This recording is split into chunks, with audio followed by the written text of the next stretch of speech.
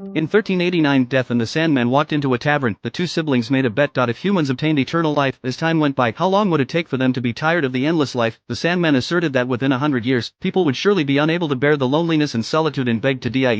This time, a drunken man spouted wild words boasting that he knew death best. Half of the people in his village had died of the Black Death and he had also seen many people die on the battlefield. The man said death was a stupid choice that everyone accepted but he would never accept it. He wanted to live forever. Death and the younger brother laughed and decided to bestow eternal life on this man named Hoban. Let the Sandman witness what would eventually happen to this person's fate. In this tavern of the White Horse, in 100 years. Amid the jeers of the crowd, the Sandman turned and left. In the blink of an eye. 100 years passed. In 1489, still in the same tavern, Hob came here as promised. He nervously asked the Sandman whether the other was an angel or a devil and what price he had to pay for his eternal life. The Sandman dispelled Hob's concerns. He just simply wanted to know whether Hob had suffered during this 100 years and whether he still wanted to cling to life. But Hob's answer disappointed the Sandman extremely. It's fucking brilliant. So you still want to live? Oh.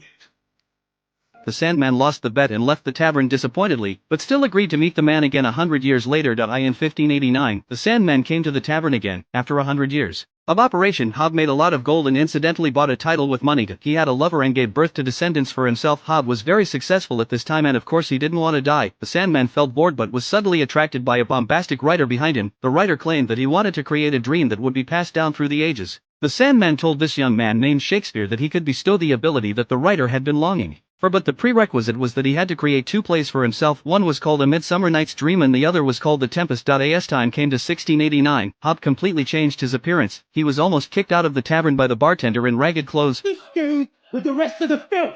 Let him be. Here's my guest. Hob told the Sandman that he had a miserable time during this 100 years. Because of the death of his wife and son, he fell into grief resulting in not leaving his place of residence for too long. People discovered his secret of eternal life. The people around regarded him as a wizard and threw him into the sea. Fortunately, Hob managed to escape by chance. Unable to die also made Hob's pain multiply. I've hated every second of the last 80 years. Every bloody second, you know that? So do you still wish to live? Are you crazy?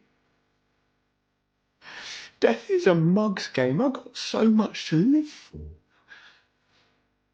After death, everything became empty. Only by being alive could there be a chance to rise again. While the two were chatting, someone on the second floor of the tavern drew the scene of their conversation. Time quickly came to 1789, 100 years later.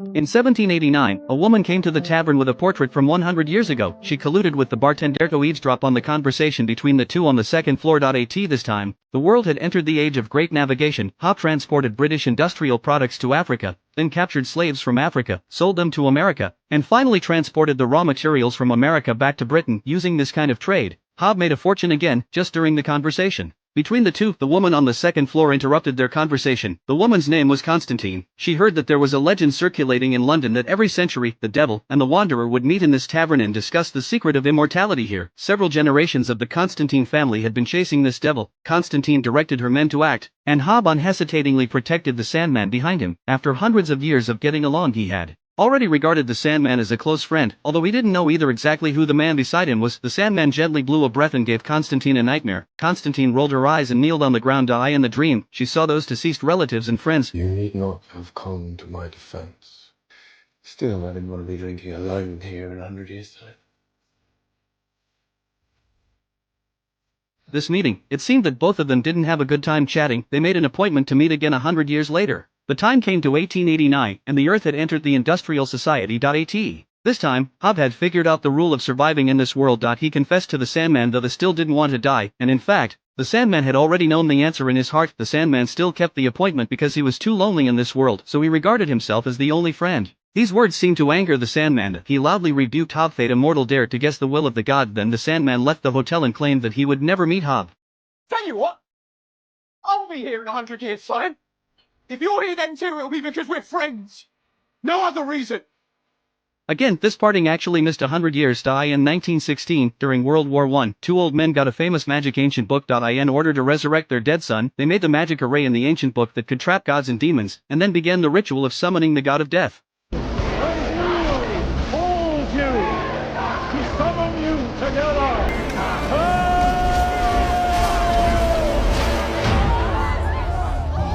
The old man didn't expect that what he clearly summoned was the Grim Reaper, but he summoned the Sandman instead. He was very disappointed. While the Sandman was in a coma, he seized his 3 magic tools, causing him to lose most of his magic power. In order to trap the Sandman forever, the old man built a glass ball on the magic array and trapped the Sandman's physical body in it. Then he sent people to watch it non-stop 24 hours a day, and never allowed anyone to fall asleep in front of the Sandman. After doing all this, the old man began to negotiate with the Sandman. If the Sandman could bring his dead son back from the underworld, he would release the Sandman. The Sandman just looked at the old man angrily and had no intention of communicating with him. Time flew by, and the Sandman had been imprisoned in the glass ball for 10 years. At this time, the old man's lifespan was about to end soon. He furiously questioned why the Sandman just refused to give in, and even flew into a rage at his younger son who came to comfort him. In the midst of pushing and shoving, the old man accidentally hit the glass and died on the spot. Facing the coercion and inducement of the younger son, the Sandman still remained silent. How could the lofty deity submit to the mortal? In 1989, Hob returned to the pub again. After drinking 2 beers, he ordered several glasses of red wine. Until the shop closed, Hob still didn't see the figure of the Sandman. He thought it was his own impulsiveness that made him lose this good friend. Little did he know that at this time, the Sandman was still trapped in the glass ball and couldn't escape. Time flew by, and the old man's younger son also became a white-haired old man. After the last farewell to the Sandman, the wheelchair of the younger son accidentally scratched the magic array that trapped the Sandman. It was precisely this gap that allowed the Sandman to find a way to escape. In an instant, the Sandman made a guard enter a dream. In the dream, the guard saw the escaped Sandman. He drew his gun and shot, and in reality, it just shattered the glass ball that trapped the Sandman. In this way, the Sandman escaped from the magic array that had trapped him for hundreds of years. The Sandman blew the dream dust to the guard and made the other party fall asleep instantly, and the Sandman thus returned to his own dream realm. After gaining freedom, the Sandman retrieved the lost 3 magic tools and also punished all the sinners, which also made the Sandman fall into an endless emptiness. Whether the cunning and hypocritical humans were still worth protecting by himself, the Sandman fell into deep thought. At this time, the Grim Reaper found his younger brother. After some enlightenment, the Sandman finally understood that whether it was a person or a god, they were not an independent individual and all needed the company and support of friends. Before the Grim Reaper left, he suggested that the Sandman go to the appointment that was 100 years late, because even if you were late, the other party would forgive you. This was what was called a friend. The Sandman came to the appointed pub, but found that it had already been abandoned. Just when the Sandman was disappointed, the conspicuous red arrow on the wall caught the Sandman's attention. Following the arrow, the Sandman came to a new pub. Looking at the familiar face in front of him, the Sandman smiled sincerely for the first time. It seems I owe you an apology. I've always had it impolite to keep one's friends waiting.